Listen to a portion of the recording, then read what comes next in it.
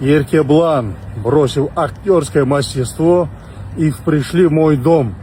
Туда, где я это создал. Ставили свою профессию и пришли зарабатывать мою стихию. Сделать 2 боя по 4 раунда. Сначала заходит Еркеблан, я разношу его за 4 раунда, потом заходишь ты, я отправляю тебя домой.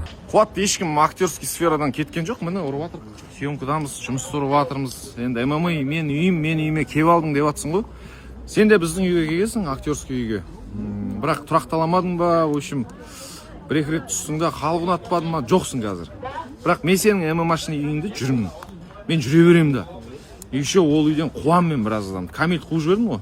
Камил қуып жібергем, Камилді обсуждать етпей қойдым, Камил қаратайыншы. Камил қазір көтке қысылып тұр ғой, оны аккуратно осыр жіберу керек та. И өзіміз, екеуміз, потому что сен Еркебланды 4 раунд тұрам, Камил қаратайын 4 раунд тұрам деп очередьқа қойып қойыпсың да.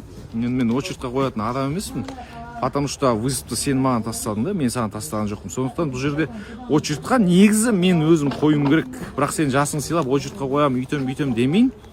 Контракт сұраймын мен, контракт берсіңдерші, контракт, реальный дата, реальный вес, уақыт, қай кезде, қашан. В общем, кино ойнатпай қойсайшы, кино болады мына жерде. Мен өмірімде кино жетеді да. И мен мына кинодан шаршадым, так что маған контракт керек. Контракт маған мен шын айтқым керек жоқ, контракт көп, Аллаға шүкір. Контракт Қуатқа керек сияқты, как раз таки.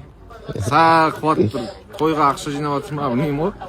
Маған жабысқанына қарағанда енді білмеймін, маған өз ташлай беріңдер маған. Смело, мен қабылдай берем. Уақыт, дата, время, гонорар. Болды, let's go.